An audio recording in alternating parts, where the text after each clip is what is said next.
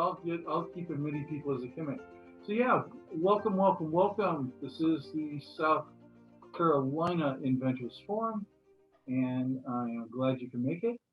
Um, we are a member of the UIA CIO. We're a Gold Seal member, meaning that we're all nonprofits dedicated to protecting the rights of individual inventors and working within a construct that's got the highest moral standards we can possibly have.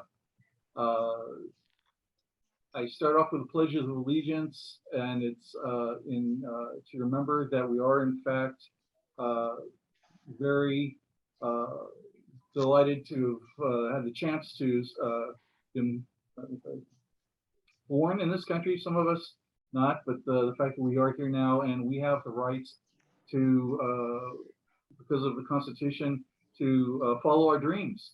And that is a very rare right that other people in the world leave their country to come to ours to enjoy that freedom, the freedom in the pursuit of happiness.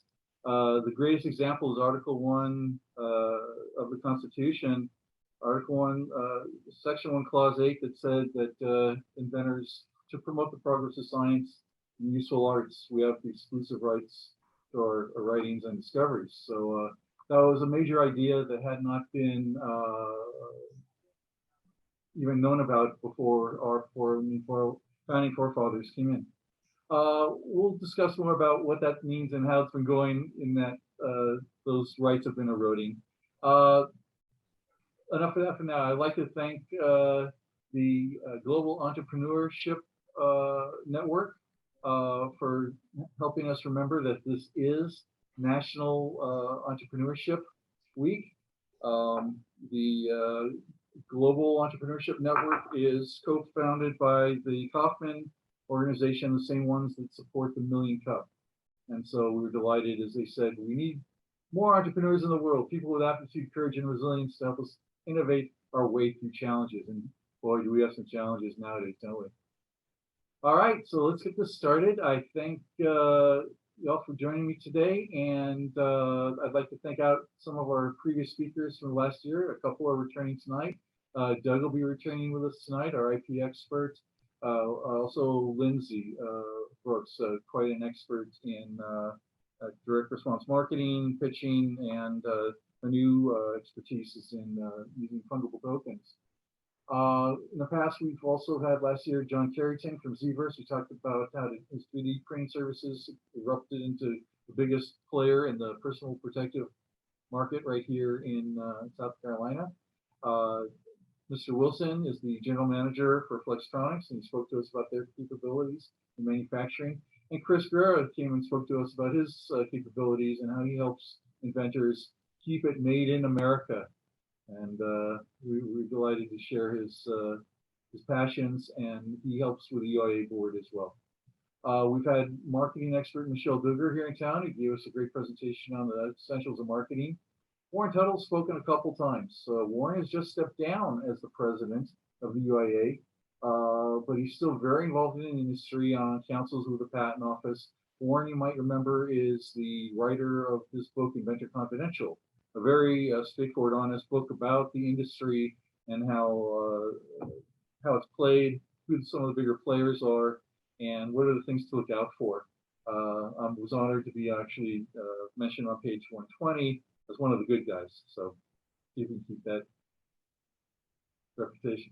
Past entrepreneurs here in town, or excuse me, past speaker, entrepreneur here in town that's been coached here at Midlands Tech College was Satish, with his technology to track mosquitoes. It's amazing Internet of Things technology. Our videographer here is Dr. Thaddeus Jones, who has been very instrumental in helping taking these videos we're recording and putting them on our page. You'll find our YouTube page on YouTube. We also share them in our newsletters, the links to it, and on our website there is a page with videos and presentations. Thank you, Thaddeus. Previous, again, speakers, we had the new president of the UIA, Carmen Tedesco. At that 1 month, he also spoke with Randy Landrenew, who was my co-partner with US Inventor, a 501c4 that we formed to help, again, protect inventors' rights. And delighted to have both of them speak to our group here. Last month we had my friend Josh Malone. Josh Malone's the inventor of Bunch of Balloons, which is the world's #1 selling toy product for the last 2 years. Sales of $533 million. So he was very ravaged by the people in the telemarketing industry actually tried to knock him off. And he stood for his rights and his patents, but really had a beating, and it ended up costing him 21 million to defend those patents. But it has earned 533, which, when looking back, is just kind of how the game is played. To explain that, that is how the game is played, again, was Doug Lineberry, our partner, our sponsor here, and IP attorney from Burr Foreman up in Greenville. Visited Doug just 2 weeks ago. It was the first time I had a chance actually to drive up to Greenville and witness the beauties of the north part of the state there. So now I can say I've seen the main street and the beautiful trees down Greenville. So that's to say again the thanks for people that have come aboard and helped us here in the past, and I'm delighted tonight to start off again with two of our advisors. I'm delighted to know and share the time with. The two tonight are again Brian Pearson and it'll be Daniel Andrews. And Brian, I could start off with you if you like, and would you mind chiming in here, and we can have our moments of motivation with Brian. Okay, great. Good to see everybody tonight. Can you hear me okay, Adrian? Yes, I can. Yes, I can, Brian. Okay, good. You know, I've been a slave to the technology, so I got to make sure it's working right. So for all of you out there that are inventors, one of the things that I've been using in my Facebook page, Lightning in a Bottle, I put a meme out there that was that said this. It said, a dream is if you write it down with a date, it becomes a goal. And then a goal broken into steps becomes a plan. And then a plan put to time becomes reality. So as inventors and people that are trying to push products forward, don't ever forget that, because you have to be intentional to bring your dreams to reality. It's great Tim Keogh was on here tonight, because I was remembering the conversation. Now, Tim's been a consultant for a long time, but I had a conversation with Tim, I think it was 2002 or 2003. And he was very much into the consulting at that time. And I said, you know, Tim, one day I'm going to be like you. And here I am. So, you know, it's been very fortuitous for me to be aligned with John Maxwell team, to be an executive director with them, but just the people that I've been able to reach out to all over the world. It started with that dream and writing that dream down, which became a goal, and then became broken into steps, and then put time to it, and it turned into reality. So Tim Keogh, thank you for inspiring me to do what I'm doing today. And I'm so grateful to you. That's my motivation for you. Write it down. Go get it, folks. Well, thank you, Brian. Those of you that want to follow Brian, he has a fantastic page. What is that again? It's Lightning in a Bottle, and yeah, it's Lightning in a Bottle. That's the page. And you know, we do a Thursday night show on Facebook Live at 7 p.m. Eastern time. That's the point. That's the point. And we're talking about leadership and things that are out there. But, you know, my objective is to bring world-class coaches in through that Facebook page and provide that to folks free of charge, because when you spread that wealth, it always comes back to you. So it's all about helping others. That's why I do this with Adrian and with you guys, is to help elevate you so you can be successful. And then one day I'll be successful too. That's right. The best way to help become successful is to help others succeed as well. Exactly. Many times said. I again about a month ago, I copied one of the other things you posted because I do love the motivational posts. And the thing about the ship being anchored in the harbors not doing what it's made to do is it was very accurate. So I enjoyed sharing that. Well, thank you very much, Brian. I knew that. Yeah, Yes, you made thank it. y'all. All right, awesome. Thank you, Brian. Our next bit of information and motivation and education and important subject, very important here to us all, is networking. I was realizing today some of the two biggest things, the two biggest N words for an inventor to know about is networking and negotiating. And you don't get to the negotiating part until you've gotten to the networking and meet the people that you got to negotiate to. So with that said, I'd love to introduce you to Daniel Andrews, our Network in Action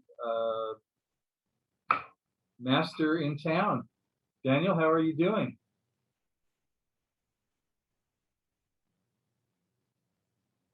Daniel, go ahead and unmute Yes, yourself. unmute. Yes.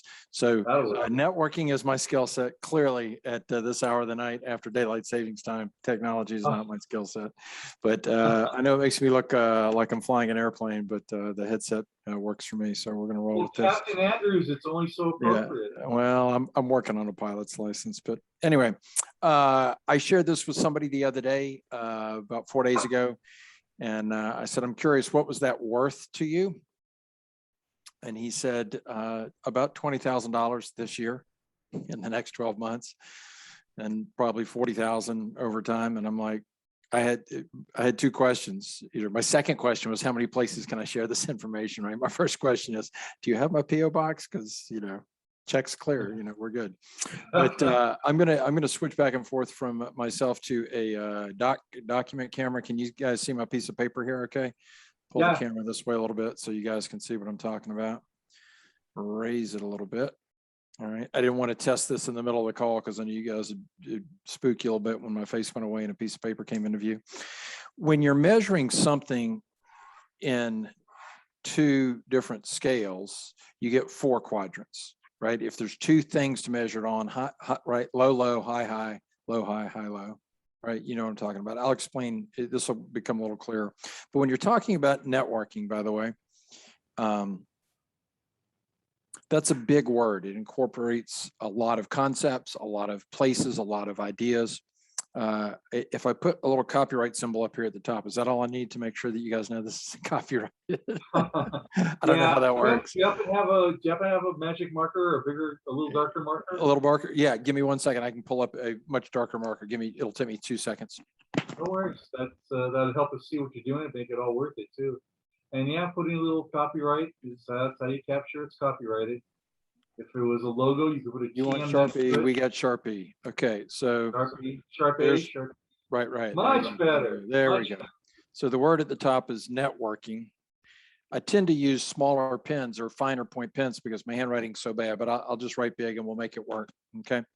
So when you're talking about networking, if you're measuring how much what's the scale of relationship involved? And on one side is low relational, and I'll just abbreviate that because I'm writing big. And another way to say low relational is transactional. Okay. And another way to say high relational is to say the word relationships. Okay. So when you're looking at a networking scale, you're either low on this side or you're high on this side or you're somewhere in between. When you're also looking at networking in the context of low intentionality, I'll just use the letter low I, what I call accidental networking. Right. When I was in college, my roommate threw a grape at me like he was pitching a baseball as fast as he could. I managed to catch it in my mouth. There was no strategy. It was purely an accident. I didn't tell him that. He thinks I'm magic still to this day. But anyway, on the high side, high intentionality, and I'm just going to use the word strategic so I can quit writing and then scribbling out. So you've got quadrants that are transactional and accidental, low relational, low intentionality. Then you've got high relational, low intentionality. then you've got low relational, high strategy, and then you've got high relational, high strategy. Okay. So those are the quadrants. Now, how do you know when you see them? Depends on what town you're in. We have one called Coffee on the Rooftop. We have one called 1 Million Cups, which I think most towns have. We have one called GrowCo that has a happy hour every month. We have SoCo. We have Brewing Up Business. These are all either coffee based or happy hour based, and they're very random. They're open to the public. Anybody can come. And people say they're networking in those situations, but they're not. They're speed prospecting. Mhm. Who are you? Can you help my company? Can you serve me in some way? Will you buy my products? Can you save me money? No? Great. Next business card. They're speed prospecting because they think there's only two categories of people in the world: people that will buy them or serve them, buy from them or serve them, or people that don't. They split them into two categories. They don't know that there's a third category. So they don't have any real strategy. And extroverts love it because they can stay all night and get their fill. And introverts like it because the stakes are low. They can step in, step out, hang out with a couple of people, go get a beer, hang out with a couple more, go home. Nobody's upset. Nobody thinks they missed anything. Okay. So that's low transactional, low intentional, accidental, transactional. Okay. Next to that, with more relationship, I still wouldn't say it's ideal, but it's more relational, but still with no strategy, would be a chamber of commerce or some sort of professional association. And they're relational because people join for a season, right? They sell annual memberships. They have events. Most people renew their membership. If you're in a chamber, you either work or live in that community. If you're in a professional association, you either support or are supported by, or both, an industry or trade. But they're just counting on you showing up over and over and familiarity kind of taking its course, and that eventually if you have a thing and you talk to Bob long enough, Bob will think of you when he needs the thing. Okay. So still not much of a strategy. The cost is low because the ROI in terms of actual, sales results is pretty low. Now, high strategy, but still transactional, is a weekly leads group. There's a couple of brand names that are all over the country, all over the world. There's a lot of spin-offs, some that predate them, some that are knockoffs of them, some that are a bunch of people that got fed up by them. Yeah. But they all have the same structure. And they all have a strategy. They're very high strategic, but they're low relational. They're very transactional. And the way you know they're transactional is because two things. Number one, when you stop paying money to sit in that chair, the money stops, right? Yeah. I mean, the good thing about them is that actually they produce results, right? You put some money in, and in very short order, you will start to have some revenue. There's some sort of membership fee, and very quickly, you'll start to see some revenue. Now, it's never a lot, and it ends the minute your membership ends. You stop putting the money in, you stop getting the money out, okay? The strategy is very effective. It works quite well for them, but it's not transferable. It only works from one weekly leads group to the next. They're all based on the same model. It only works if you move from one weekly leads group to the next. That's it. Can you imagine at the end of the Chamber of Commerce's Pledge of Allegiance, somebody standing up and reciting their elevator pitch, right? Like, what? I mean, they let the new people introduce themselves, but that's right. Yeah, you're with me. Can you imagine going to 1 Million Cups and be like, you got any leads for me? They're like, what? Who are you? I don't even know who you are. Well, here's my card. Well, wait, I don't know you. I don't know your offering. I don't know how this works, right? So it's not transferable. It's fine. It has its place. People make money on it, but it's limited. And then the fourth quadrant would be high intentionality, strategic, and high relational. Okay. This is niche. There's very few of them in the country. They tend to have a medium-sized group, usually about 25, maybe 30 people in them. By the way, the other way you know this is transactional is because they think bigger is better. 30, 50, 100, they think that's a good plan. Because your prospects are the people in the room. They're not really referring much business to you. Okay, these they keep small because they understand that the power is not in the 25 to 30, but it's in the 25 to 30 that each of those people know. Mhm. That the money's not necessarily in the room, that the relationship is in the room, and that the relationship will take you where you need to go. Yeah. And the part of the way you know this is relational is because a lot of times people will form additional strategic relationship referral partners outside the group from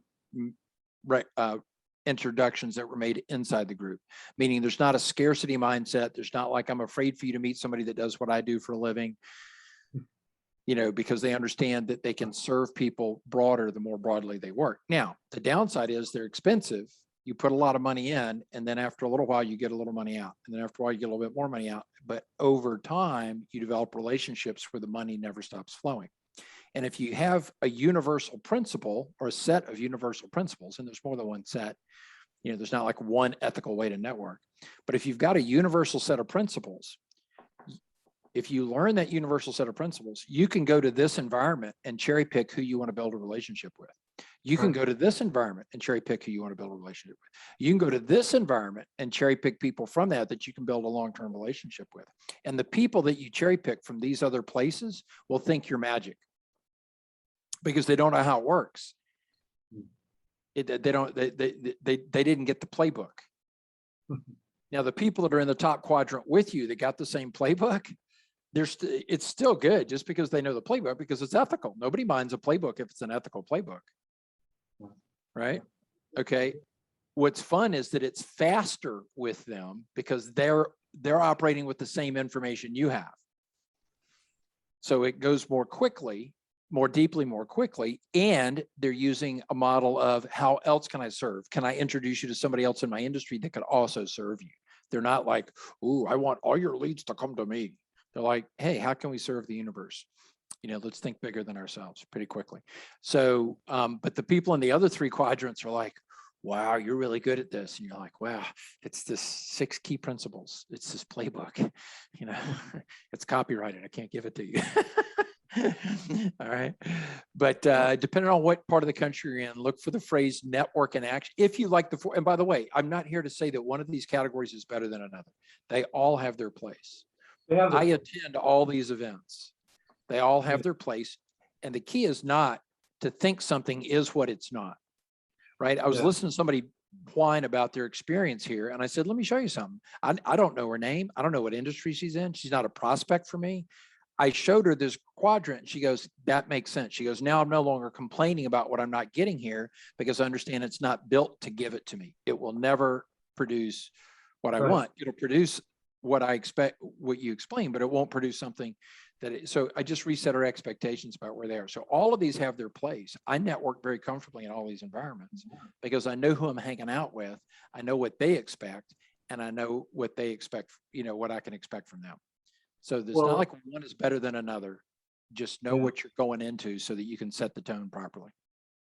Okay, that's absolutely an excellent overview of the different types of groups and what they have to offer and what you can get out of them. And had I known that, I would have saved, you know, a couple of, I don't know, months or years having to actually go to those events going, that's not for me. No, I'm not one of this number. And yes, I've been in events where they're sitting down telling you, you know, you need a house, your grandma's house, so you can afford the money to join this club because you're going to be at a party and you're going to meet somebody that's going to change your life. It's like, okay, anyway, yeah, these different groups have different ways of playing it, and some are a little more straightforward, a little more advantage. But yes, depending on your practice and what are you looking for, they have their place.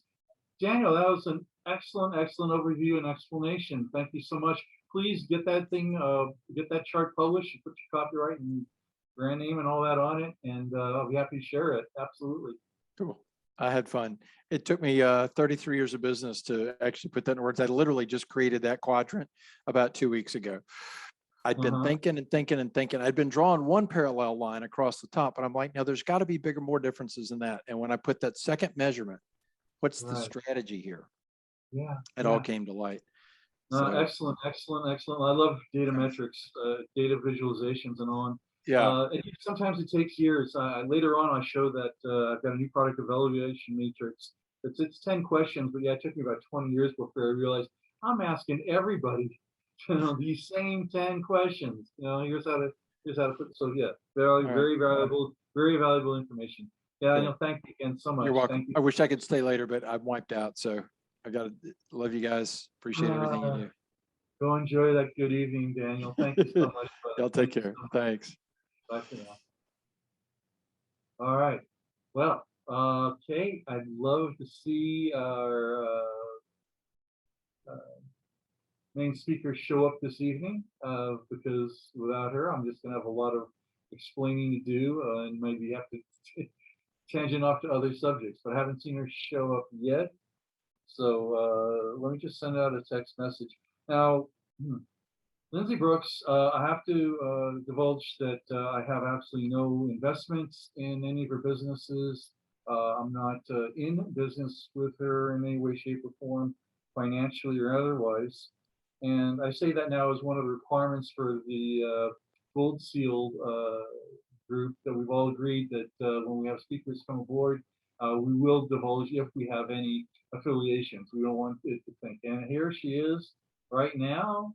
This is awesome. Perfect timing because, of course, Lindsay knows that it takes a little time for us to get geared up and get started here. So there she is connecting to audio. And she is on. Lindsay, your timing is absolutely perfect. We just closed up and finished our housekeeping things for today and some great motivational speakers. And I was just getting ready to start and introduce you. Matter of fact, the slide's up right now. And I'm so delighted that you could join us. Hi, Lindsay. Hi, how are you? Really good, really good. Great to see you. Great to see you. And I'm so delighted tonight. We're going to have a discussion about some of your past amazing success, and then today, what's some of the new tools people are using to secure their IP. So, with that said, in the introduction, I was saying that you're an absolutely amazing inventor and Thank you. all those other things.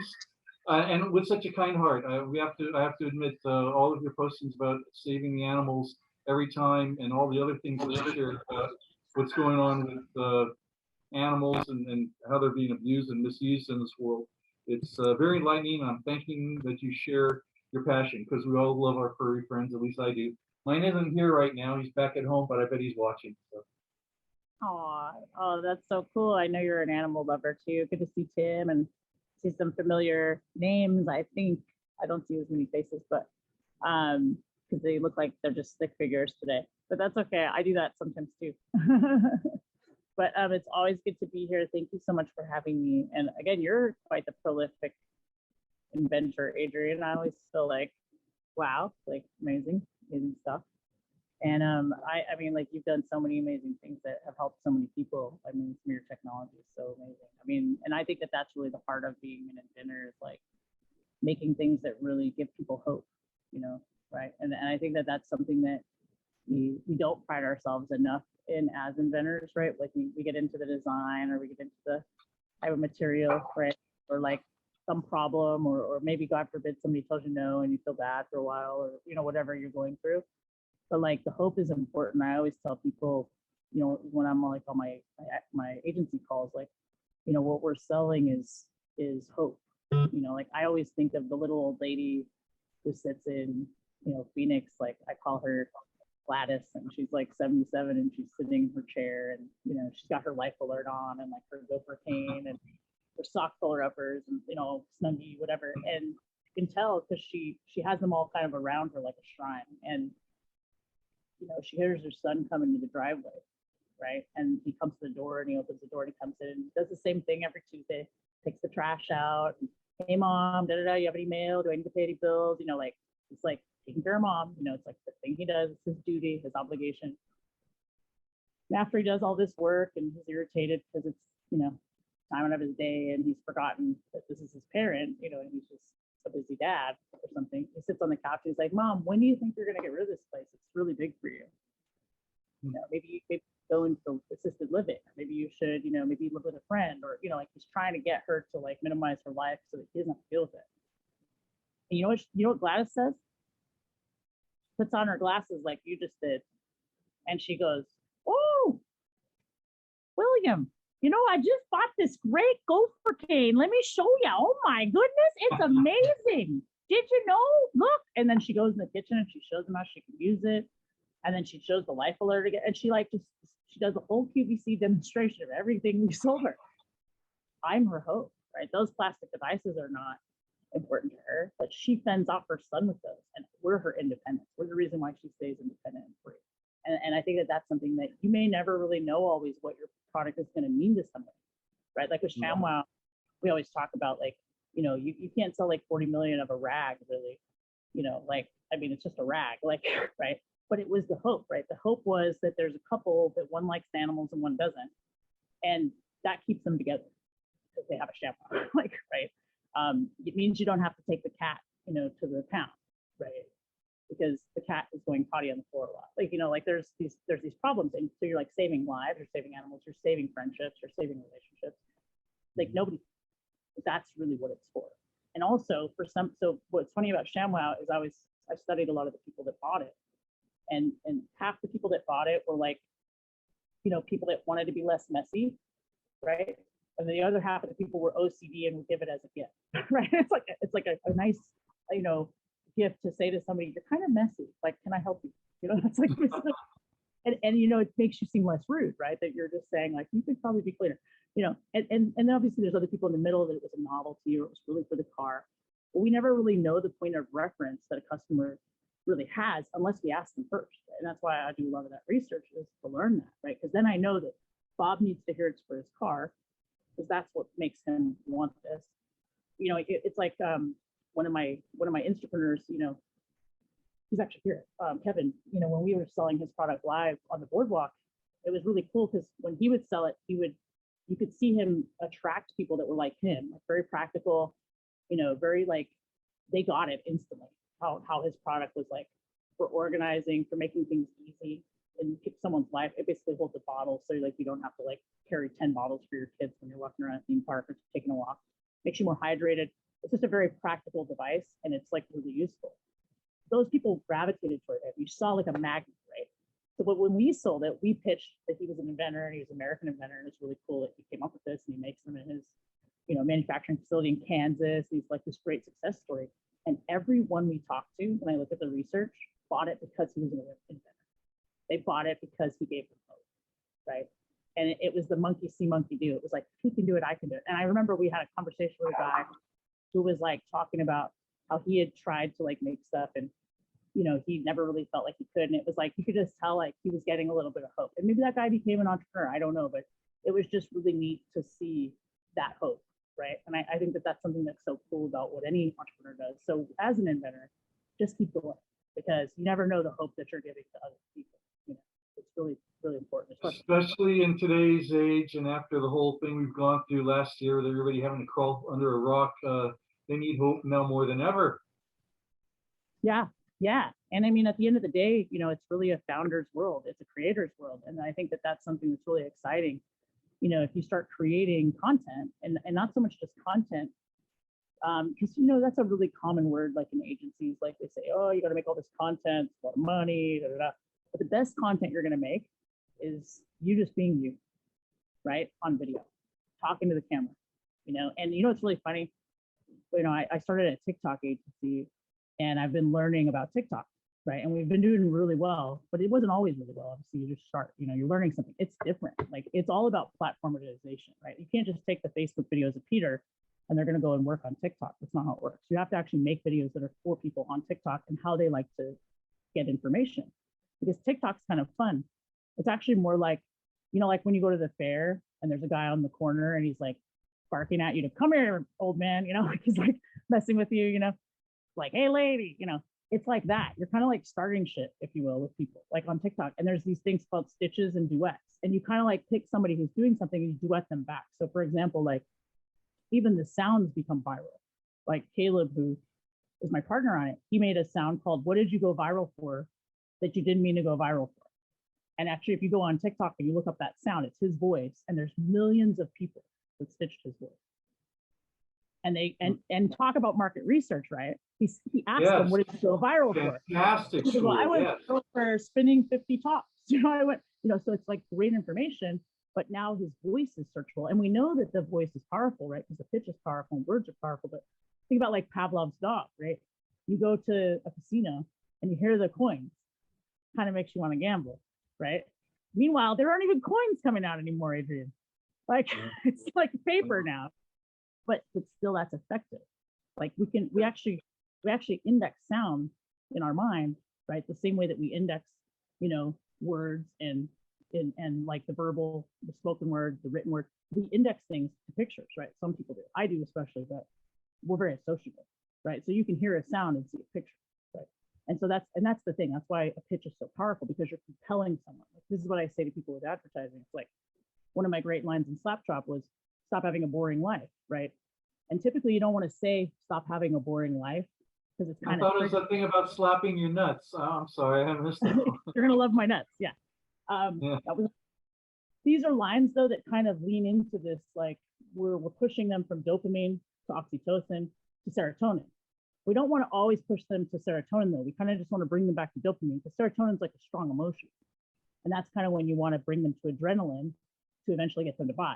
But sometimes you want to kick them with a little bit of cortisol, just to get them a little stressed out, right? So that kind of gets them to make a decision, right?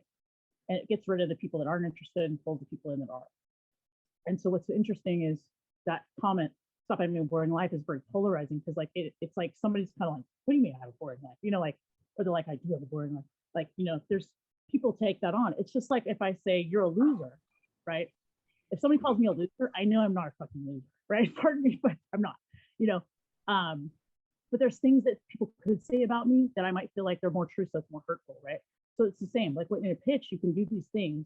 People, like if somebody calls you stupid, you're like, I have an IQ of 150. Like I'm definitely not stupid. It doesn't even bother you, right?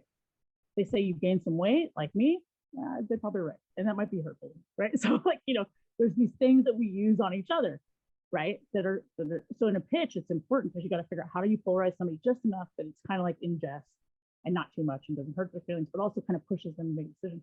So when I said that, stop having a boring life, it's funny, that's actually a kind of a keystone, sentence I use, like even in ads, like I use, bored at work, bored at home, right? Stop having a boring life. Like there's all these, you can make a lot of things boring, right? But notice if you close your eyes and I say those things, like stop having a boring life. Okay, that kind of hurts, maybe not. Bored at work, probably bored at work. Bored at home, bored now, sick of the news, bored of the news. Like, I can like polarize you. I can polarize you, right? That polarization step is 20% more conversion based on one word. Right? Because if I say what you're thinking, you're going to come to my page. If I say more of what you're thinking, you're going to buy. You see? So that's kind of how it works. Yeah, and then making them think that what you want them to think, so then they will buy, thinking that was their decision in the first place. It's an amazing art, and you're quite the master of it. Even not so much it's not like you're trying to make them think what you want them to think.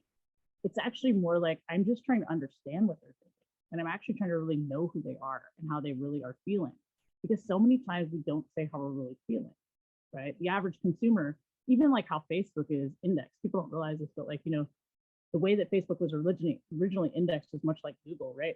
You type in things and you're telling it stuff. Like, so that's AI, right? Inputs and outputs. Like whatever the input is equals whatever the output is, right? Like I'm telling it something, I'm educating it. As long as what I'm educating it with is within the statistical, variation of that algorithm, it's going to say like, it's going to be correct according to, whatever the parameters are, right?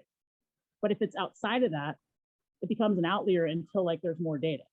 But then it moves, right? So the algorithm learns. So like with Facebook, it was originally likes. Like I like Cabela's, or I like chocolate, or I like, all likes. But that's an indication of a commitment is a like. That's a lot. That's a lot. Like you have to develop a like for certain things, right? Meet them, see them, buy them. It's a lot. It takes your breath away, actually, if you think about it. But cravings and desires are not always indicated by like, because you already have those things. Cravings and desires are actually more triggering. Well, a lot of times we say that it has to go from the heart to the brain to the wallet. In other words, describe the pain, because they only have so many emotions and they can identify quickly what that pain and that problem is, and draw them in to your pitch by them identifying what their pain and problem is, and then expanding on that, how your problem solves that. That's very formula. you've been awesome in teaching how to do that, going out on the boardwalks. And by the way, I want to mention I do flea markets and swap meets every weekend. I love going out and seeing what's going on in the markets and the marketplaces. And sometimes I actually congratulate people that they're doing something entrepreneurial. Thank you. That's how America started. You know, good luck. This is the great place to try it. And I give them even a little bit of advice of how, you know, their pitch could be focused a little bit more, whatever. It's an amazing thing that's happening now in the country, even in our corner of the world here, seeing the excitement and enthusiasm to get entrepreneurism going again at the grassroots level. It's just, it's a wonderful thing. As we've been in this enough decades through the economy's ups and downs, it's a great barometer to see what's going to be happening here in the near future. And wow, it is really some exciting times. So, well, you've already touched on some of the wonders of how the marketing went with the Slap Chop and the ShamWow. And I know those were two of some of your big successes early on.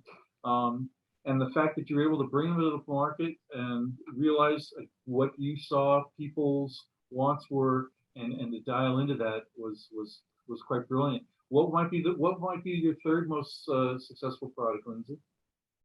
Well, I mean, I have a few that are pretty good, but I mean, probably my most recent one, you know, the wine opener is probably, to me, the most successful and most important, mainly because that was one where we did most everything ourselves, you know, without a lot of outside help. Which was the bottle rocket, the bottle careful opener. doing that could be lewd in some places. Excuse me. just us girls here. Anyway. I'm actually minding that you're pumping a pump attachment that is inserted into a bottle, and it pressurizes the bottle so the cork pops out. Yes, And it's pump. I have one here I can grab and show you guys in a minute. But yeah, that's an item that, you know, for me as an inventor, again, I didn't actually invent it, I found it, but I adjusted the pitch significantly so that it would work, because it required a really good value proposition. And actually, it really wasn't working technically, you know, selling without changing the pitch. And that was really where Peter was very instrumental, with spending a lot of time like building that pitch and giving the right value proposition. There's kind of like 8 things in a pitch that you really want. And that's every pitch I've ever done. And we teach those things actually at the Wolf Pack, which is like a free event we do, you know, every now and then. We usually do them every 2 weeks. We haven't been this last month, just been super busy, but I can tell you what kind of magnitude of sales, if you don't mind sharing with us, has that reached now? Oh, I mean, we sold 2 million pieces direct to consumer. And so we had we did do a deal with All Star eventually, and they did so we outsold them, which was kind of cool. And we did their digital through the product called Vino Pop. To look that up, Vino Pop. But that's our license brand. Well, you've always been very successful in rebranding the product and rebranding it. And it's not knocking off your own product, it's expanding the market.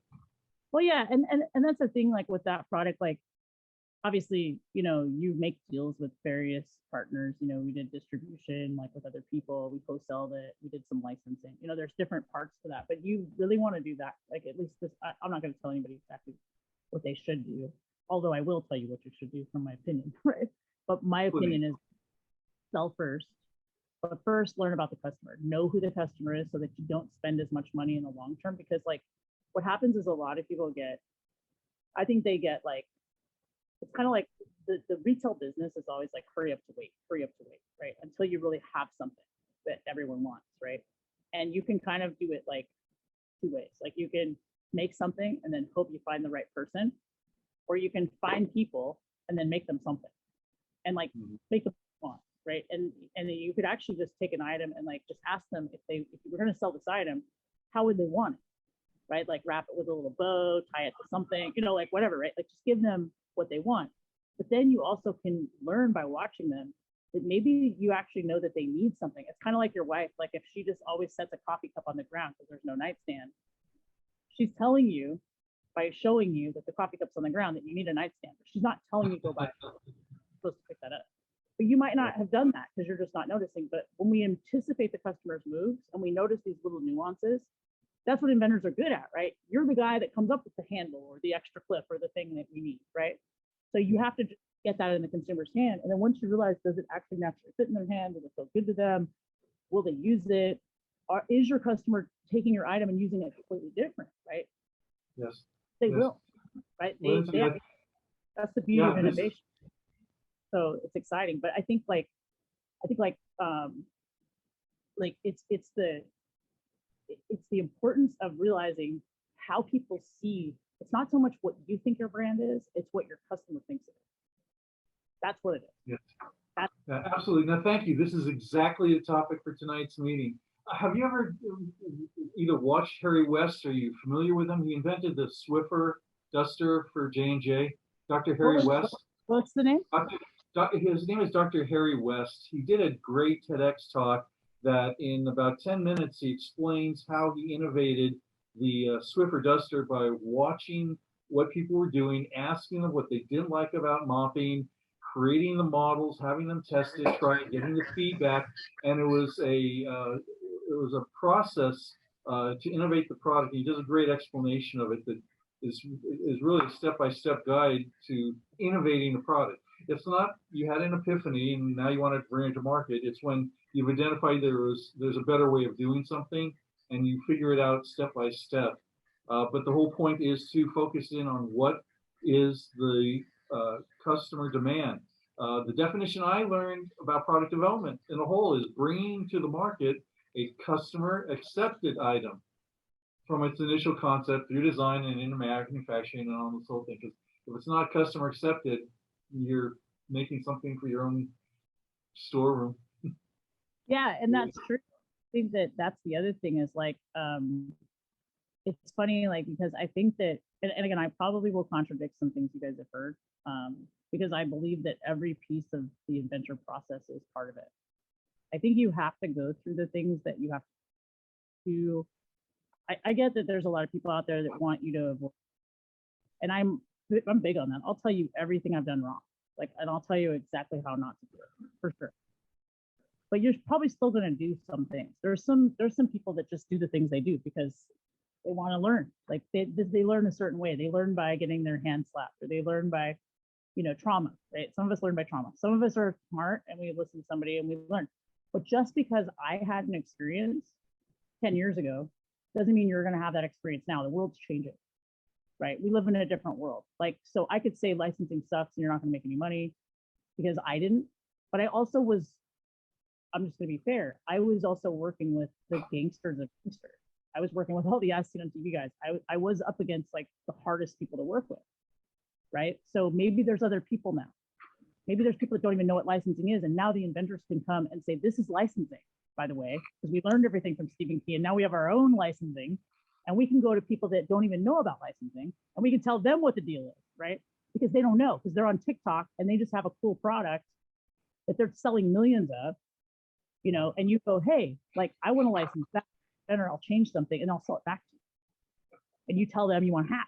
Like, they don't know what the deal should be. So tell them what you want the deal to be. You know what I'm saying? Like, you can suggest what you think. So that's all I'm saying is, like, I think that things are more reciprocal now. You don't have to take the deals that you're being handed. You can negotiate, and also we have more knowledge to negotiate, right? So I could say, like, this is how I would negotiate with Andy Kupani. This is how I would negotiate with Lifetime Brands. This is how I would negotiate with 3M. But I would not negotiate with a TikTok guy that way, because you're doing more of the work, right? For example, if you're some of the inventors I have, like, they're making the product, they're spending the money and the time to do the research, they're going to sell it, they're buying the product in China themselves, they're sourcing the product in China, they're doing the work themselves all the way through the process, right? So they should make the lion's share of the money at first because they're doing that work. Like, if they go and do a licensing deal, probably they're going to lose some money in the beginning. But what they should do is sell it and keep the money. Because honestly, like, put it this way, and I'm just going to say this because this is something that all inventors need to know. If you take a licensing deal, for example, right, and it's a 1% deal, which is typically like what an all-star or like some of the TV guys will give you, right? The average, for the most part, telebrand. But what's 1% of $1 million? 10 grand, right? You know what you can make in a weekend at a craft show? 10 grand. Yeah. Right? So don't do that because you can probably go just do that. if let's say you're not that scrappy, you're like, I don't really want to go to a craft show. Okay, then you need to learn how to pitch, and you still need to go to a craft show. I'm not going to tell you don't pitch. I'm not going to tell you go do licensing. I'm going to tell you stop, go pitch. You need to learn how to do your pitch because you need to know what you have before anybody else gives you an offer. Because what they're doing is they're biasing you and they're polarizing. Every time you walk to a show and they go, yeah, I don't know about that. Not sure. It's not ready yet. Whatever. Like they're polarizing you. They're making you either A, not believe in yourself, or they're making you do way more, depending on how you're indexed. Like if your parents were super hard on you and they were like, nothing you did was great, you're just gonna keep trying. If your parents were super easy on you, you might be like, oh, this is too hard. Like I'm gonna quit or I'm gonna do another idea. I don't, and I'm making a generalization. You could actually go the other way, right? Maybe you're gonna go the other way. I don't know. But the point is you got to think of how they are and how you are, and the fact that every time you listen to somebody, you're being polarized. So what you have to do instead is change who you are for a second to hear them. So that's why you've heard me before. I say, okay, so be Adrian the inventor or be Lindsay the inventor. Now take Lindsay the inventor hat off and be Lindsay the researcher. Be Lindsay who's the customer. I was just coaching Talk somebody to your today friends about. and ask them, and then talk to the people that aren't your friends and family. You need both opinions. The people that tell you don't talk to your friends and family, they're starting a cult. Okay, that's what a cult says. They say stop talking to your friends and family. That's bullshit. Yeah. Okay, you need to hear your friends and family because your wife is going to leave you if you don't do this right. That's true. Okay, so I'm not saying you, but you know what I mean. We know Right. that people get really into their inventions and they don't listen to their family. You need to listen to your family, but you need to understand that you are an entrepreneur, you are an inventor, and there's a place for those thoughts and those feelings too. Both truths live. We might be at odds with our spouse or somebody in our life about what we're trying to accomplish. They'll come alongside you eventually, I'm sure. But the point is make sure that you're giving weight to all the opinions. Like Aristotle said, if you take a thought, you don't have to make it your own. Just hold the thought. That's what an idea is, right? Is a thought that's just been held a little longer, right? I don't know. That's my No, but very, very true. otherwise. Touching on You know. some great things here. Touching on great things. What we've seen change so much in the world for inventors in the last 10 years is what 3D printing, how that accelerates things, how crowdfunding is able to change the whole scenario for how to raise money. The patent issues had some impact on some inventors, but the newest things coming up are what's happening, I think, with TikTok, as you mentioned, the way to use that to market and do quick feedback things is amazing.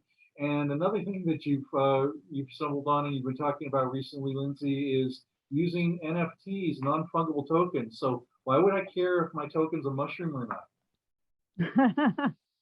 I know, right? Fungible. It's a fun word to say, right? Fungible. You know what I think is really cool about the NFT world? And again, I'm not by any means an expert, but I do think it's really interesting. I had the privilege of joining this app called Clubhouse, and the NFT world was kind of blooming there, right? And Clubhouse, if you haven't had a chance, you should download it. It's wonderful. It's like therapy for me. It's been really good for me as a person because I spend a lot of my time giving my time. I don't know if people realize this, but so you sleep, well, you have about 8,000 hours a year. I think it's 8,760 hours. And I'm dyslexic, so I may have flipped those numbers, but I sleep 4 hours a night. Typically, I do polyphasic sleeping. Most people don't know what that is, but that's basically where I sleep a couple hours and then I sleep a couple more hours, and they're kind of odd hours. So you might find me up at like 3 in the morning. I know you and I, we run into each other a lot online early. And Yeah, it's like mine, sleep alike. right. Great minds sleep alike. I love that. So of that, I give away about 180 hours of my time a year doing the wolf pack, right? Which is every other Tuesday typically. And in wolf packs, if you've ever been to one, they go from 4 hours to sometimes 10 hours. And I mean, I've stayed on in the morning, and it's fun. It's just what we do. On Clubhouse, since I started on Clubhouse, I've talked for about 120 hours. The only reason I know this is I track my time, right? And I spend 24 hours in the club, which is I do these hour-long kind of like meetings where I teach, and then we do some mastermind stuff, usually once a month or once every other month. And I also meet with my people frequently, right? Like all my club members. And that's not even something I usually include, but I did it because I feel like they all really need me and I need them. And it's like this it's like, to me, it helps keep me going, and it also helps them keep going. And it's really good because it helps them like move down the path. Because sometimes there's things where, you know, they're readjusting things or changing things, like I need to be involved, but also they need the time between the meetings to like figure stuff out on their own. That's a lot of what we do, is they get a lot of homework, they have to do a lot of things themselves. We don't do it for them, we show them, right? And then they have to make it work. And I think that like those, I mean, we'll spend hours sometimes on the phone with them because we just care, right? My time is really valuable. I mean, like I charge corporations $1,000 now, right? But I don't charge so that much. You know, they pay for services or they're in the club, but it's not, you know, nothing like that. But Thank you for pointing that out, because I'm in the same boat when I'm doing coaching, and it bothers me so much when somebody comes in, I'm giving an hour of discussion and great insight, and then I'm not even taking notes. And at the end, I just got to remind them, you know, if you were talking to a trainee for this, it would have been 650 to 1,000. Get that advice that I just gave you. So, you know, good luck. When I can tell somebody's going to be serious and has a better chance of succeeding is when they do sit down with a notepad and actually take some notes. Yeah. Well, and I think that that's something like too, like I always tell everyone, because I think sometimes the people that I have the privilege of working with, because I don't consider myself a coach, I just consider myself a player, right? Like I'm a player, I'm on a team, you know, and I would like to consider myself like really good at what I do. And I just want to play on the same court, you know, with other people that are really good too, right? And I want to teach people to be really good, you know, and I want to have a team of inventors, right? A team of inventors that are becoming product developers, right? Or they are product developers, right? I want to migrate them from inventor to product developer. That's the goal. Or find people that are more product development oriented, because the power in a product developer is someone who not only can just come up with an idea, but they can kind of bring it through at least a minor process that can get it to something that's sellable, right? And that's kind of what I need from them. And I also need them to understand what it takes to do that. So that's the pitch, right? It's what it takes to do the Facebook. It's what it takes to do the retail. You know, I show them everything. Like when I do a Shopify store, when I do Facebook, I show them what I'm doing because I want them to see how hard it is. It's just like when we're allowed to travel to China. I want to take them to China and show them China. Like, because I promise some people will want to be there and probably move there, and other people are gonna be like, nope, you handle it. I don't feel that. You know, because that's the thing. Like you know, an educated person is always a better client, always a better partner, right? Because they know, you know. And obviously, the same thing. I don't want to mess around with all the patents and the IP and deal with all that stuff. I don't want to do all the R&D that they're doing. I want to just help them craft that process, right? Because they can do that, right? What's that? So let's circle back into how are the non-fungible tokens, because you just mentioned IP, and it reminds me, oh yeah. So Oh yeah, there's a correlation here. Oh, so Clubhouse, yeah. So I started learning about non-fungible tokens because on Clubhouse, it's crazy because it has a really cool algorithm that pulls you into these different groups, right? And so I ended up in this group that was basically creating like a new kind of IP, right? Which is the non-fungible token, NFTs.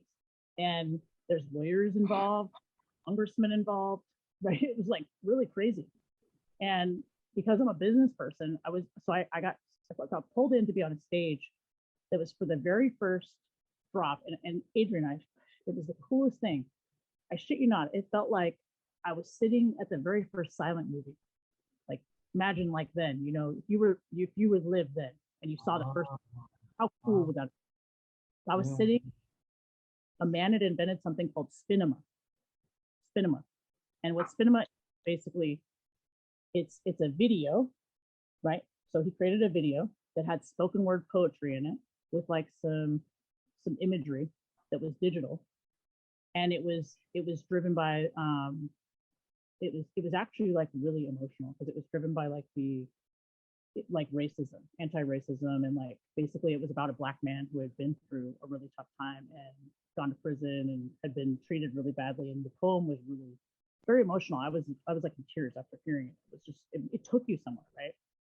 And it was a drop. So what they do is they call it an NFT drop, and basically this young man drops the art, and it's like living on this digital space online, and there's an auction, and people can buy it, right? They could buy the art, and we raised for him almost $20,000 in like 20 minutes, and it was like insane. And what's crazy is the person that buys that owns that video and the work, like as an artist, it's their collectors. to collect it. And obviously over time, probably get, probably more valuable depending on demand, of course. I'm not going to say that it's going to be more valuable, but it could, right? Just like art, you have no idea.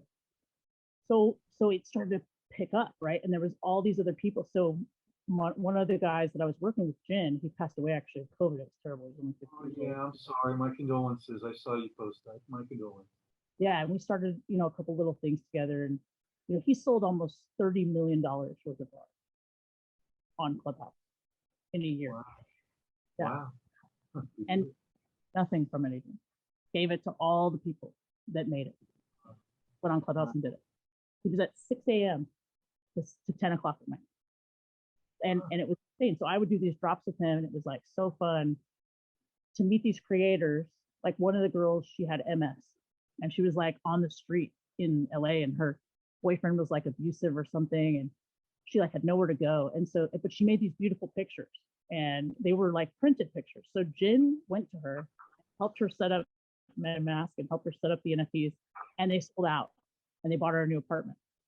Wow. I mean, like the community was so cool, but it's greater than crowdsourcing in the sense that it's almost like when the U.S. Patent Office was created, right? We know, whatever, Thomas Jefferson or whatever, you could buy a U.S. patent for $5. It was like finally the time when, our little, British, ancestors, whatever, came here to get away from tyranny, obviously, but also like landowners were the only people that could like own a patent or like have anything. You know what I mean? Like you couldn't like have a business, you couldn't like own your idea. Like the queen owned it, or like somebody who was richer than you. You're a female, forget about it. So this is the time where creators actually have a moment where you can take it back. And so right now, obviously, there isn't like the patent office, like legal protection, which we all know that that's kind of bullshit anyway, right? I mean, it's been a mess. I mean, talk to Josh Malone, he'll give you an earful. I mean, some of us didn't. Maybe You did last month. What's that? You did last month. Yeah, and some people have been successful defending patents, sure. But I think something that's really neat about NFTs is the idea of a non-fungible token is that for a point in time, when you take that, so let's say it's your trademark or it's your blueprint for your patent drawings or anything, your copy, even your image and likeness, right? Like you can do all kinds of things. You go on like there's all these different sites like OpenSea, and again, there's some free courses you can go to. You can go on Clubhouse and listen. Caleb, who he's actually an influencer in the space, so you can go learn. He teaches everybody for free on it. You can just go learn about it. It's very interesting. But what happens is when you mint your NFT, it locks it in the blockchain, right? So the fact that you made it, that you're the owner, it's your thing. So it's living there. And it's the idea with the blockchain is that if you're working on a system that's developed, and don't get me wrong, there's blockchain systems that are not developed, right? So, but the main ones pretty much. It's pretty much, bulletproof as far as security is concerned. Now, that doesn't mean not anything could be penetrated, obviously. But the idea is that this is kind of like a new way to basically protect your data, right? So anything about protect it. Now, it's not federally, recognized yet. I'm not an attorney, so this isn't legal advice, but it's an interesting way to kind of memorialize everything you're doing, right, in the blockchain. And then you want it, let's say, for example, like I've talked to the entrepreneurs about this, but I thought it'd be really cool. Like you could almost like license and commercialize like your product yourself in a way, right? Like, so, because for example, let's say you did your patent and then maybe, you were slow to the market or something, but so you couldn't really commercialize, but imagine you could go on a site and like, let's say you made like, for example, like Alex is here, I see him, but I'm thinking like, yeah, mop, right? So let's say he had like, let's say he made NFT trading cards of his mop and he tells his story. And he says like, okay, so everybody who buys one of these cards for $100, you're helping me build my mop. And meanwhile, these are going to be worth something because I'm going to be the next, Billy Mays. Meanwhile, everybody's like, this is so cool. And they want to help him. But let's say let's say he gives them licensing ability. Not that they're going to go and make his mop or something, but it's like the paper, right?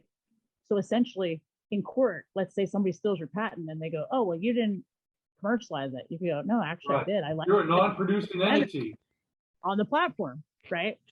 So you got, the key is when you go into court to fight the big guys, you got to have an audience, right? So at least you bring all the inventors and go, nope, they're all licensees, they're all owners. Now you've got 12 lawsuits coming back at them. Could be interesting. The other thing that's really cool is, so the state of Wyoming has actually really adopted crypto. So there's two congressmen. We want to get in the space. You know, we want to like be the place for this. So they started actually a special corporation called a DAO. And I'm encouraging inventors to look into it because a DAO is like you can have like, you know, endless amount of people in the company, right? They did a pizza DAO, which sounds funny, but basically like they had all these people it was called Magic Pizza. And basically what they did was they talked a bunch of pizza places into like giving away free pizzas for crypto. So they would give them like X amount of their crypto. They funded their coin and then everyone got a free pizza. I got a free pizza like here in Washington. It's really funny. How do you spell that?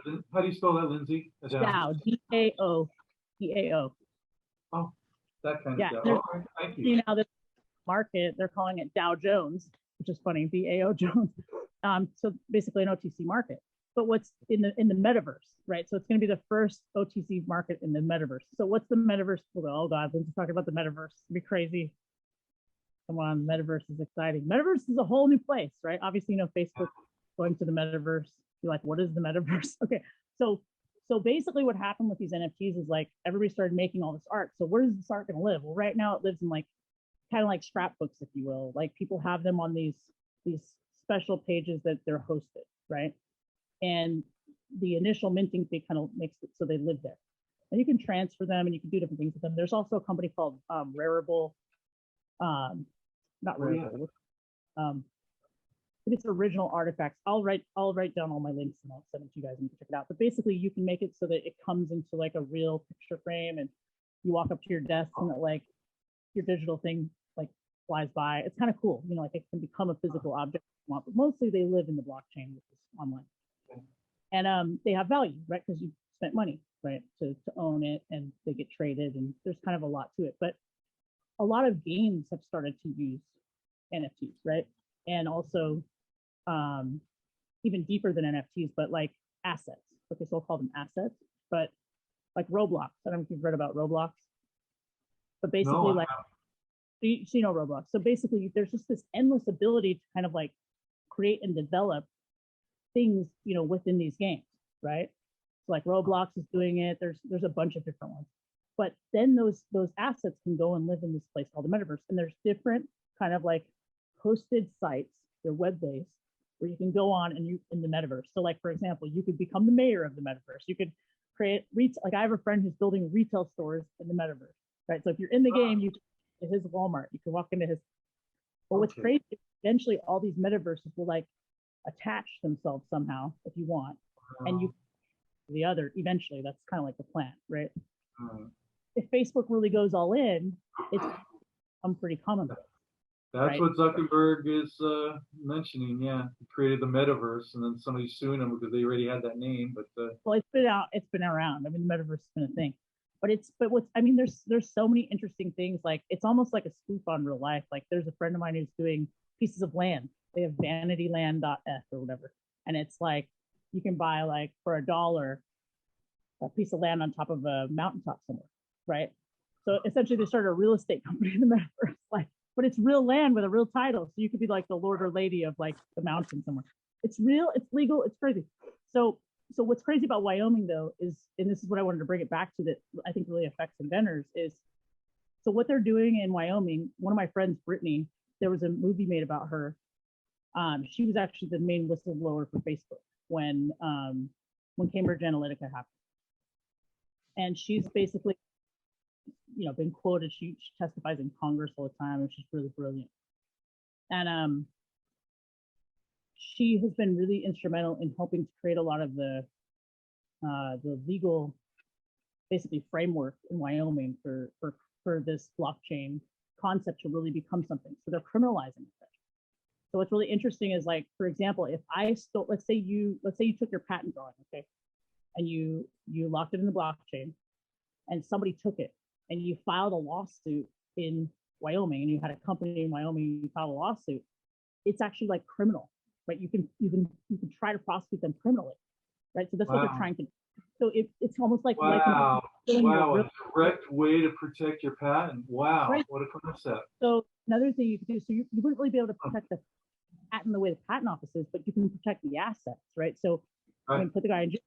Like, so I'm not sure, again, like if this is going to be something that you can actually that they're actually going to go with. I mean, the DA could probably throw it out. I mean, you don't know. The law is going to be tested though, which is interesting. So anybody who's doing it is going to be testing the law.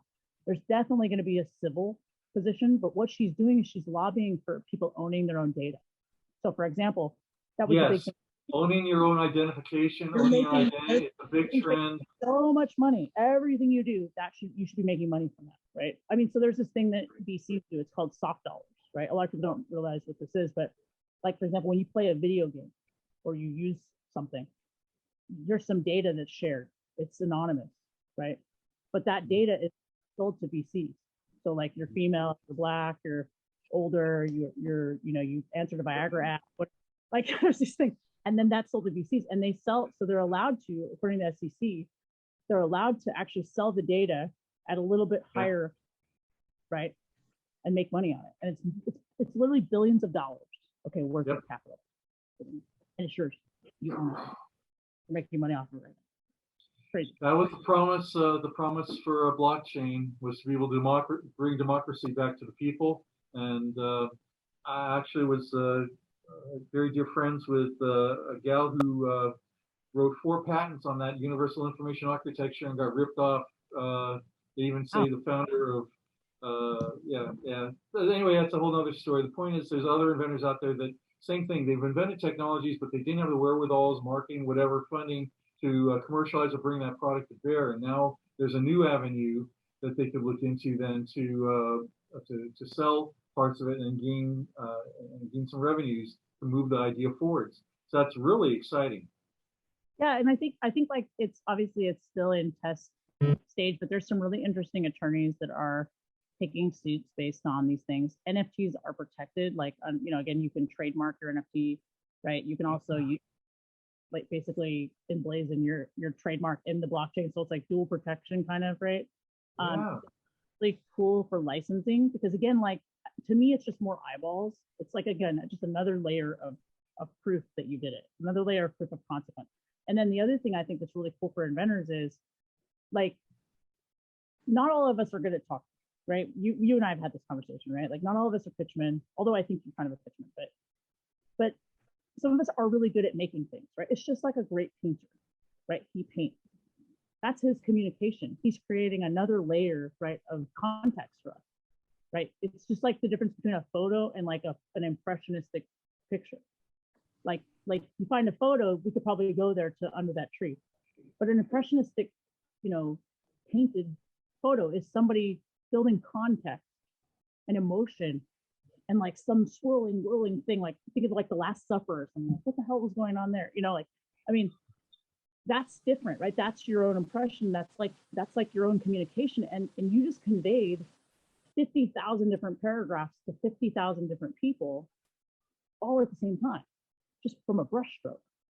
Yeah. Like just take a second and breathe that in, because that as an inventor is what you're doing every time you tinker that with that product and you crimp an edge and you're communicating something to someone. I watched Kevin Stoops do it. I watched him go, I'm pretty practical and so are you. And it was like, they were, like these two people that were cut from the same cloth, like met, and I think that's something that's really key is like, maybe we're not always the best at like introducing ourselves or like being friendly and Kevin's very friendly, but you know what I mean? Like our real powerful thing that we're good at is like building or creating. And because we're like that kid that's like, Mom, look what I did. Mom, look what I did. And I don't know if everyone is that way, but I just would like to say that I think that many of us are that way. And that's how we feel love and that's how we give love, right? And so it's just really interesting because now that's valuable. Right now, what you just did is valuable and you can protect it.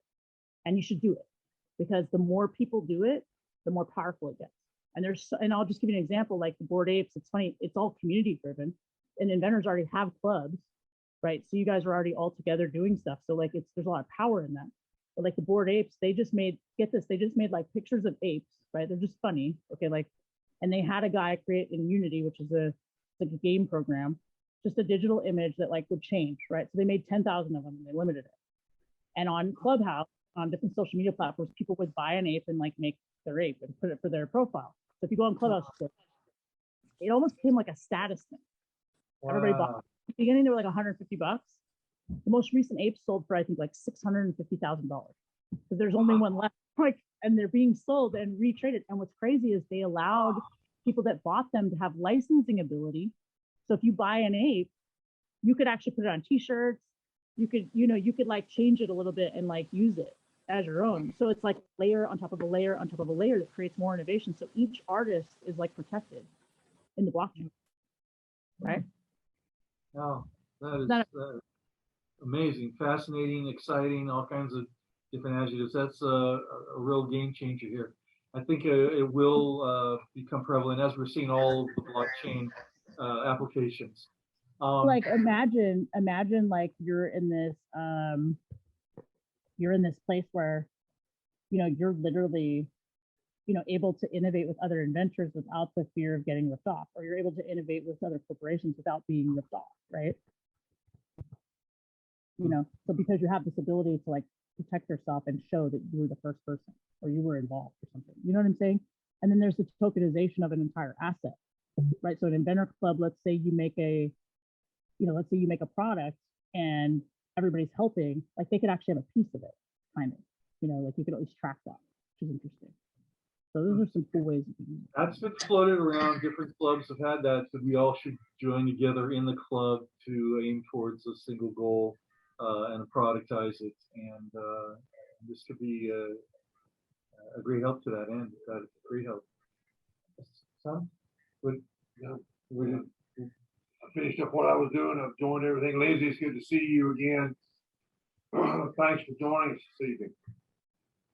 I'm joining. Yeah, it's so good to see you too. So I was a little bit late bringing Tom in. Tom's our co-host. He's coming back around, and I was quick enough to change the camera angle by bringing in. Yeah. It took me this long to get this set up. That is. Anybody have another question for Lindsay in regards to how the NFTs or anything actually at all that you'd like to learn more about? Yes, sir, Tom. Lindsay, how has 2021 been for you? You spoke to us earlier this year. Has the year panned out? Has it been a good year, bad year, flat year, up year, down year? What's it been? 2021, it's been good. I mean, I think for me, it's been a year of just like, it's like a reset for me, because I think we're like starting over just with like life, right? Like, I mean, pandemic was hard. And I always like to just touch on this because I think that in the pandemic, it was like people were home, it's like we just became different people. You know what I mean? We were like stigmatized, I think, by being by ourselves. Everybody got a little bit of entrepreneurial PTSD for sure. If you were working still, you were a nightmare. If your kids were with you, that was a whole nother thing. I mean, like everybody went through something. And then we also I always worked location independent and by myself.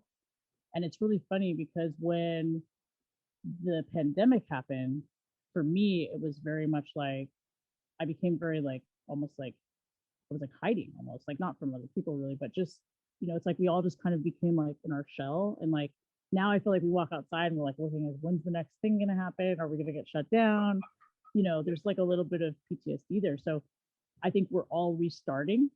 But I think like we're picking up where we left off, but things are different. Right. And I think that that's something that's really important, is like to remember that things are different, but it's getting better and it's going to continue to get better. And it's just a new world, So for me, it was good, but it was a reset. So. You're absolutely right. Actually, I'm considering it a form of trauma. A lot of people are actually traumatized by the magnitude and the severity of the whole situation. And they literally, they crawled under a rock, figuratively, and some of them still haven't come out. And that's why we're encouraging people to come to our meetings and see that those of us that are still moving forwards are really enthusiastic about the future. And now is an amazing time with all the new tools, techniques, and ways to bring an idea to market and commercialize it.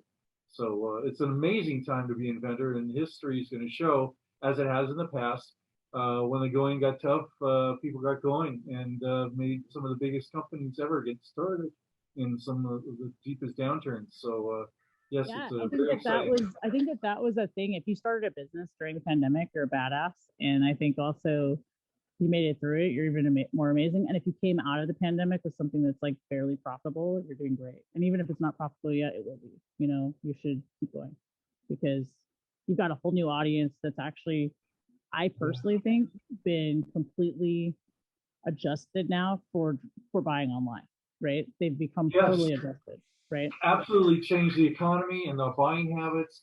And that's also being able to revitalize the Made in America movement because besides the supply chain issues with all the ships stuck out in harbor, the need for products is not diminished. And with holidays coming up, we're seeing more and more, again, the crafts fairs of people coming out because they'll be able to get their products to market. So it's an incentive and opportunity for people to come out with some new things. Are you seeing that? You know, I moved out here to the East Coast, and so we've got a smaller scale of things, but that's still occurring on the West Coast. You're in Seattle or San Diego right now, Lindsay? And I mean, like, I think like in Washington, we're still dealing with masks, and then they have some deals on, you know, like if there's 500 people or more, right? So that keeps people kind of like away from each other. You know, you have to have the mask, and like I think everywhere is like sort of like more like countries, so people are not as careful. You know. Even different parts of the country, the mandates are not as enforced in the because well, okay, I'm getting the timing signal that we've been on for a while. Are there any other things you wanted to leave us, words of wisdom, or any important notes or great comments, Lindsay? I think I would just say like,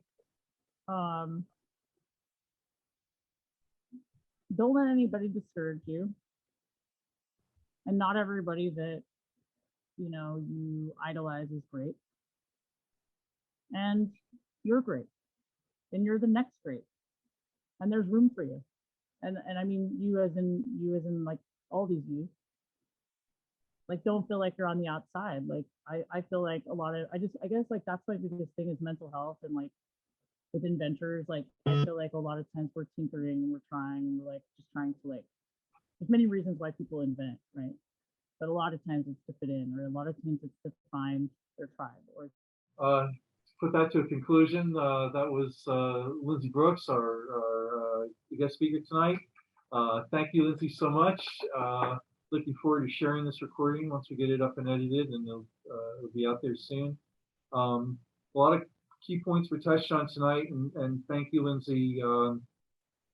Again, we're living in a time where we have some great opportunities, despite some of the obstacles that our own government's thrown at us. It's really interesting now seeing how we've learned to go around. An old expression people used to have when they find a patent was already out there is that we'll find a way to design around the patent. Well, it seems now that the whole system's trying to crash. People are designing a way to go around the whole system. And maybe non-fungible tokens will be the salvation we've been looking for. I personally have some technology that I've sat on for a few years. Didn't find the contacts or the time to. I did some really cool experiments, but it didn't go further than that. Point is, I'd love to be able to still revitalize and get that moving forwards. So I will be definitely taking a look at these non-fungible tokens. Now that I realize that we're not talking about mushrooms, because well, I love mushrooms. My wife hates them. Anyways, well. Folks, this has been a great meeting here, and I'm delighted that Lindsay came aboard. We usually take a break and go on through and describe some of the opportunities and resources we have in town. Frankly, I don't think I've changed this slide, so they're the same as one we had last week. I'll just really quickly breeze through because we only got a couple more minutes. But I'm a very fond supporter of 1 Million Cups, and now they're supporting us. So we're very happy to see that. And so that allows any inventor who wants to see what the community thinks of his idea to have a platform to stand up and do just that. And it's a fantastic organization. The Kauffman Foundation runs and organizes. Their belief is anybody with an idea should be able to start a business. And we love that vision. More of the same there. I thank, and it's Tom here at Midland Signal College, has great support and programs and ways to help anybody who wants to learn how to become an entrepreneur and commercialize a product. And Tom, his whole life daily is assisting people in just that. Are there any new things that you're launching here? Well, it's not so much specific to entrepreneurship as much as it is to the state of South Carolina and the governor have allocated $17 million in funding to the technical college system for spring of 22 students to attend Midlands Technical College tuition free. Any of the technical colleges tuition free. Tuition free. Yeah. And it's like the big political move, and it's got all the sound bite quality and everything else, but they haven't quite figured out how to make it work yet. Right? So it's fungible, but it is still developing. Our state has the funds for that. Yeah, too, we have funds for it. How many students could that possibly bring? Well, it depends on what kind of program that they're in. And if we look at this realistically, it could be 300, 500, 1,000, to Midlands Tech. But it's going all across the state. So if you look at, we say we would estimate a couple $1 million, to Midlands Technical College, and it, $3,000 a pop.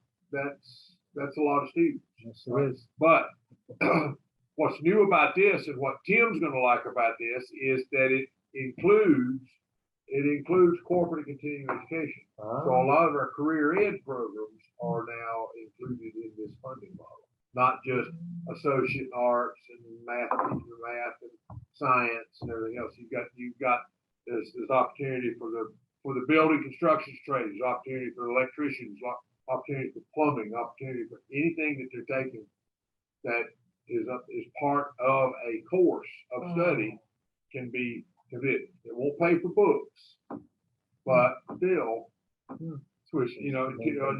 tuition, tuition free for our college, and one of our technical colleges, tuition free probably averages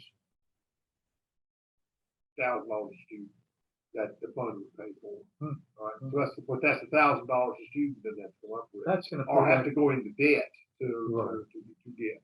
Yeah. That's awesome. That's interesting to hear. So more on that. We'll know a lot more about that by the time we get back together again. And I can bring the whole crowd in on that. It sounds fantastic for the state and our community, and that's going to have a great payback. We are both Tom and I members of the local Rotary, and again delighted that they have the same edict to help growing local economies is one of their three things that they work on. And again, at Rotary, if you're invited, you can come in and express your venture to the crowd there, and that's how you get to meet your community and the connections there. Also, what were new tools? I've mentioned this isn't new anymore because we've talked about it a couple months. Product Fight helps you find people that'll work on your project. Product Fight is product development platform, and it's free to start, and their specialty is helping you learn how to use Fiverr. We have partnered with GoFundMe. They've sent us a list of videos that help you create a pitch. And by opening up GoFundMe, you can now take even just an idea and raise the funds to make it a demonstrable model. Hopefully then it can take off. We've also partnered with SBA here in town. So when it is ready to go, there's now an outlet so you can get the coaching you need, get a straightforward loan instead of diluting your company so much percent. A straightforward loan is often a great way to get a company launched. We do here, thank you, Tom, and Midlands Tech did publish a whole number of these that we offer any of the members who join our group. It's a booklet I produced a few years ago. It's a new product development plan, comes with a evaluation test matrix. A lot of people start and they've got maybe a couple of different product ideas and they want to judge them and be objective about it. Here's a very simple way to look at 10 questions and grade the idea. If you are ready to move it forwards, it's a spreadsheet that helps you plan both the product development side and the presentation side concurrently. So at the end of it, you'll have a demonstrable model and a pitch that's got good statistics and material, marketing material. Other resources we've talked about, I'm just going to skip through. If you need to have 3D printing done, there's sources online now that you contact. One is Make XYZ. It's a great resource for that. As I mentioned, Fiverr, all sorts of different skill sets are available, and these are people that are freelancers and they're willing to do a job for a contract basis. And it's a great way to get all these different kinds of tasks and works done as needed. Funding sources. I mentioned today that there are so many of these now that I can't even mention them all in the short time we have. Some of the bigger ones, and these are crowdfunding sources, are Start Engine. This is backed by the gentleman who's on the Shark Tank. He's very involved with this. We talked about GoFundMe. Founders Suite is used by VCs and accelerators. New Chip. Write these down, look them up, see if they're applicable to what you're doing. One that's very successful, been around a while, is Inventors Partners. Inventors Partners was started up and run by Rick Morjon and his partner, Louis Foreman, who is Edison Nation founder. And they've developed this method to help people with ideas, get the ideas commercialized, create the videos for them, and then launch them usually on Kickstarter, and have been very, very successful at that. So this is an amazing town. I can't go on too much more about what amazing things are going on here, but between SCRA and what's going on in the North State and the excitement here in Columbia and over on the coast as well, Columbia is booming. It's the 5th largest economy in the country right now, growing, and we're delighted to see people with ideas and aspirations moving here. And now the point is to connect them so they can realize those ideas, and we can help them get those things going, create those things called jobs here in our state. We are a member of UIA. We've talked about before. I helped create this organization in the hopes that we could be a network of nonprofit organizations across the country and standardize some procedures and look at ways to bring better education and opportunities like trade shows to our community, and that's what they're about. I personally make myself available as needed online, as in Inventing with Adrian. And then the Who Needs Who, last but not least, you've heard me before. I was quite instrumental in going to Washington and helped stop HR 9, the bill that was going to make the American Invents Act absolutely deadly for investing in anything. The first time in history that a group of inventors actually went to Washington and stood up. Until then, they had heard of nothing but from the people that are paid to lobby, which are the big corporations. So here's an example where the corporations that spent millions of dollars, had Congress in their pocket, had voted to approve this thing, and us 12 whatever inventors walked in and actually got the bill stopped because it was wrong, and we were able to explain that. Well, what that led to was growing and putting together the organization called U.S. Inventors. We have protested, we have been advocating for inventors' rights and brought some great people in the mix. We did at one time create an organization that had both the group U.S. Inventor, United Inventors Association, and InventRight all came together at one point on Capitol Hill. That didn't stay together, but separately, we're still mostly working for the same goals. So U.S. Inventors is the one I'm still the most passionate about because they are a 501c4. If you saw the Inspire event a few weeks ago, we had 650 viewers watching our panel where Randy and I, the founders of the USI, were joined by Josh Malone, the inventor of Bunch of Balloons, to talk about the patent issues. We were really delighted that Congresswoman Sheila Lee joined us and echoed our words and our concerns. What we actually exposed was, here's just a short list of inventors that have lost issued patents. They had a life that was based on royalties and making incomes, and they had that life destroyed because the patent office decided their patents, they didn't do a good enough job, and these patents shouldn't have been issued. It's insane. I'm not going to go into it a lot more than just to say we have to change this and turn it around. And to that end, a few years ago, we had a video that came out with, which was this movie Invalidated, they've taken all of these case studies and stories and made a more recent one called The Decade of Stolen Dreams, and that's available on the USIA website. Where we have gotten some recognition from Congress in trying to help inventors. The most important thing that's happened here was just last weekend. A great proponent for inventors, Congressman Macy from Kentucky, actually proposed this bill that is announcing that he wants to actually pretty much replace the American Invents Act and take it back to first to invent instead of first inventor to file, which caused a whole bunch of unintended consequences. And more importantly, it affirmed that a patent is a secure private property right.